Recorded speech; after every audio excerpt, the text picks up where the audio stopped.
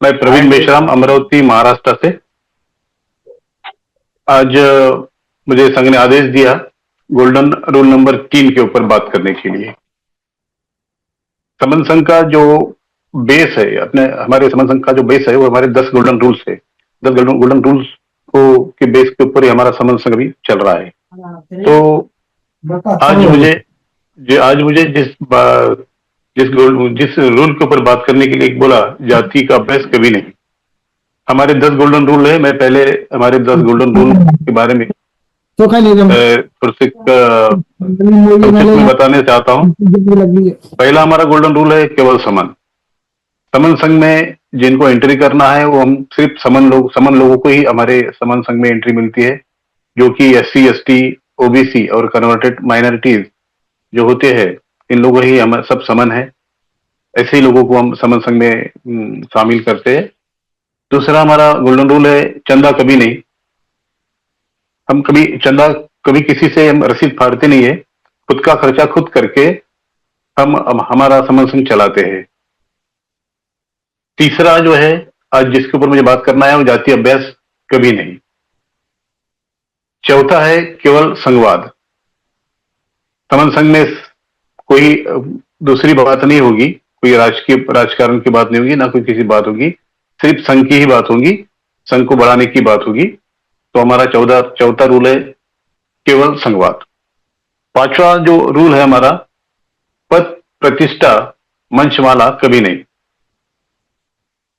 जो हमारे 29 लाख संगठन जो तैयार हुए हैं, जिसमें से 4.5 संगठन एक्टिव है, उसका जो ज्यादा से ज्यादा कारण यही रहा है कि पद प्रतिष्ठा पैसा मंचमाला, इसी कारण इस हमारे लीडर लोगों की ईगो को धक्का लग गया और अपने अपने संगठन उन्होंने तैयार किए। और ऐसे करते करते जिनका उद्देश्य एक होने के बाद भी 29 लाख संगठन अभी समाज में काम कर रहे हैं, उसमें से 4.5 लाख संगठन एक्टिव एक्टिव रोल में काम कर रहे हैं।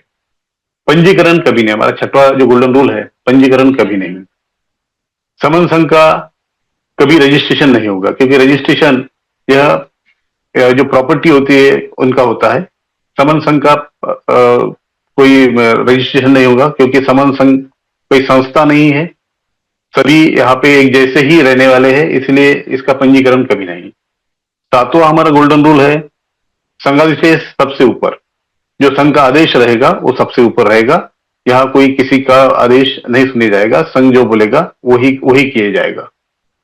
आठवां जो गोल्डन रूल है, संघ राजनीति में कभी नहीं जाएगा। संघ कभी ही राजनीति में नहीं जाएगा, लेकिन संघी राजनीति में जा सकता है, वो भी संघ की परमिशन लेके। वो भी संघ समन पार्टी से ही उसको चुनाव लड़ना होगा। अगर वो वमन पार्टी से चुनाव लड़ता है तो उसको संघ से निष्कासित किया जाता है। नवा जो गोल्डन रूल है हमारा, संघ घातक की वापसी संघ में कभी नहीं। जो संघ के विरोध में कोई भी हमारा संघी काम करेगा, उसको यहां से निष्कासित किया जाएगा और उसको हम कभी नहीं लेंगे। हमारा 10वां जो गोल्डन रूल है, उपरोक्त 9 विनय संघ का आधार है। ये ना कभी बदले जाएंगे, ना खत्म किए जाएंगे, या कभी अमान्य किए जाएंगे। समन संघ समनों का संघ है, यह पुरातन संघ है। मुझे आज जो बात करने के लिए बोला, जो जातीय अभ्यास कभी नहीं। अभी तक बहुत सारी चर्चा मैं समन संघ के बाद इसमें जाति के इसके बाद सुन रहा था। तो जाति एक ऐसा है कि जात तो काम से ही जात का ये पता चलता है, लेकिन जब तक समन लोग एक जगह थे तो तब तक कोई जाति नहीं थी, सभी लोग समन थे।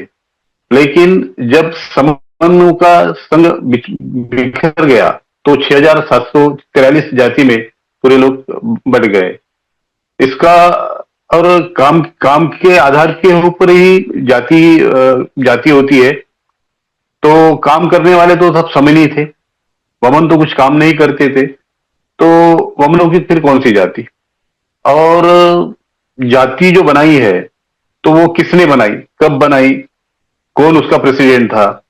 तो ये बातें अगर अपने को पता चले, इसका कोई इतिहास, क्योंकि 300-400 साल पहले कोई जाति का और वर्ण का कोई कई उल्लेख नहीं आता है, कई इतिहास में नहीं आता है।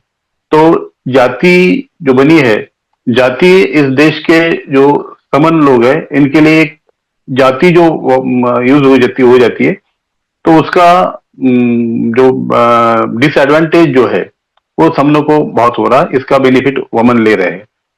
तो मुझे आज इतना ही कहना था। मेरे बोलने में कोई गलत हुआ तो मैं संघ से क्षमा चाहता हूँ। संगम नमामि, संगम नमामि।